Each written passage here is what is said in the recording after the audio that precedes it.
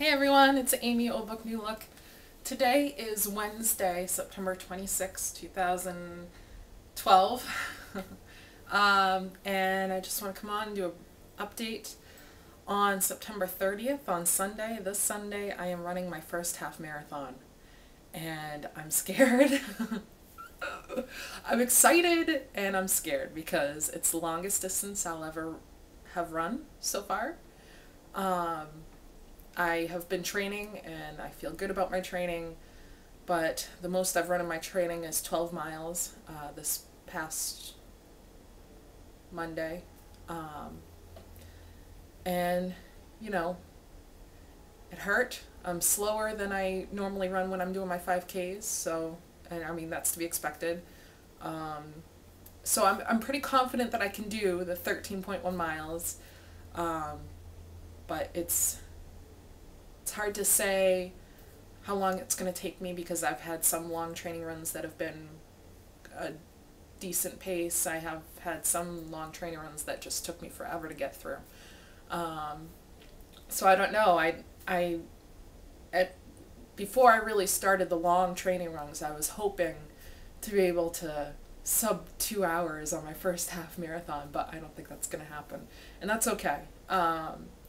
So, I mean, it's hard to say. I think I could finish anywhere between 2 hours, 2 hours, 10 minutes, and 2.5 hours. I don't know.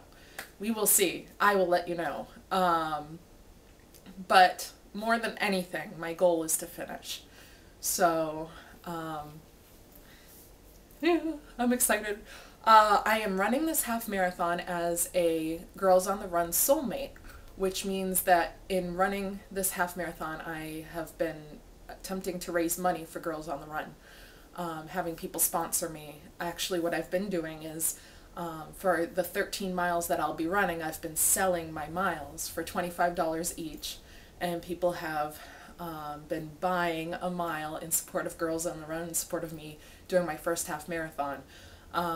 And Monday I had my last long training run, my 12-mile training run, longest I've run so far, and it was a good run. I felt good about it. It was but it was definitely a challenge and definitely hard. And when I got back, I went on my computer and found that two YouTubers, two people that I have never met before, went to my fundraising page and bought a mile. So I am so grateful to Carrie Bell and Jennifer Ashton. Thank you so much. You have no idea how much this means to me. I am really looking forward to, part of what's really motivating me to be able to enjoy running this half marathon is knowing that each one of my miles that I'll be running on Sunday is going to represent a donation to Girls on the Run. And you guys know I've talked about this organization before. It's awesome. I am also a coach, and this is our first season in Maine, and we're teaching lessons about self-confidence and healthy choices, healthy food choices, healthy exercise choices, healthy choices in the fear of peer pressure when it comes to, you know, drugs, sex, cigarettes. I mean, these are things that girls this age, 3 to 5 grade, 3rd to 5th graders, girls these age are actually having to face these issues already. And if they haven't, it's preparing them for having to make choices in the future, in the not too distant future. And one of the lessons we were teaching, I have two co-coaches, and my co-coaches and I were teaching a lesson on positive thinking and unplugging negative thinking and plugging in positive thinking, and how to do that. And it also taught about visualization. It was a really cool lesson, and one of the things that happened was we were talking about how to unplug the negative thoughts, and that a lot of times we believe things about ourselves that aren't true and that are negative, and they're not really true. And one of the girls raised her hands and said, but what if the negative things you think about really are true? The things that you believe really are true. And just it struck the coaches, and it was a difficult question to answer, but in that lesson, throughout that lesson, these girls are learning, and that girl is learning, that the things that we think about ourselves aren't always accurate. And I know that the weight loss surgery community can definitely identify with that.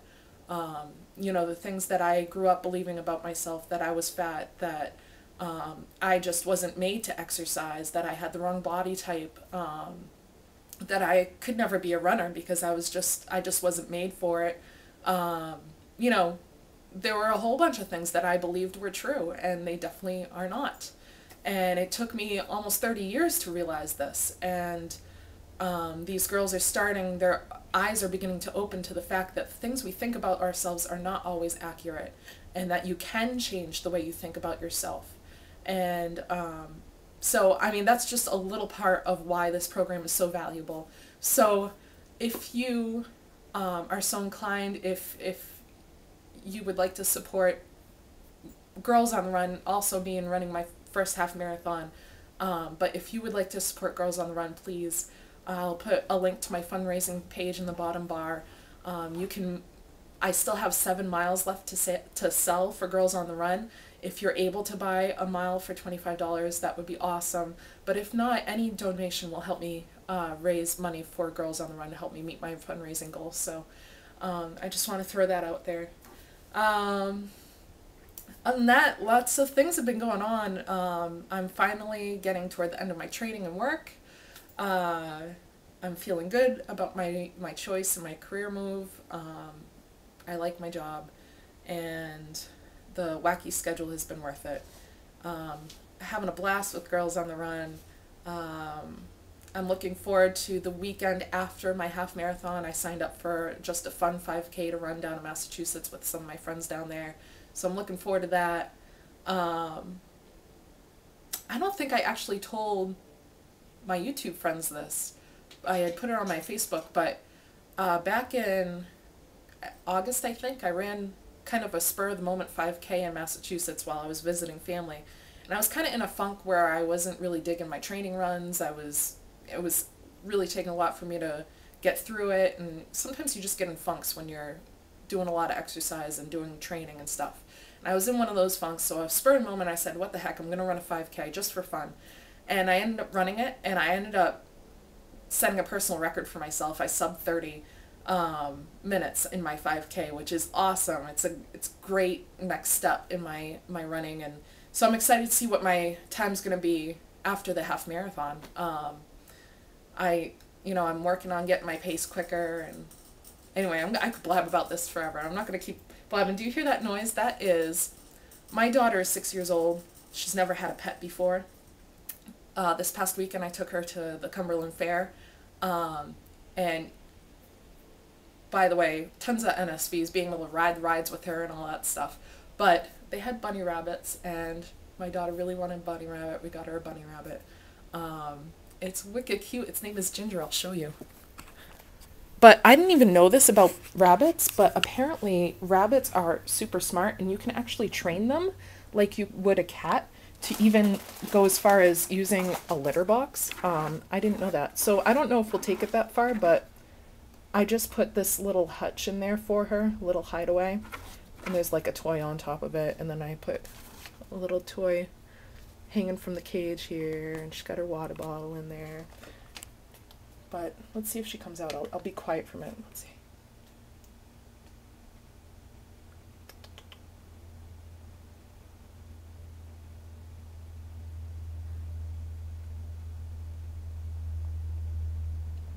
I don't think she's gonna come out. She just got this new hutch in there, so she's all excited that she can hide away. Ginger! She was coming out a little bit before, but I can't even see her. She's way back there, but she's wicked cute. Anyway, I won't bore you with my pet things right now.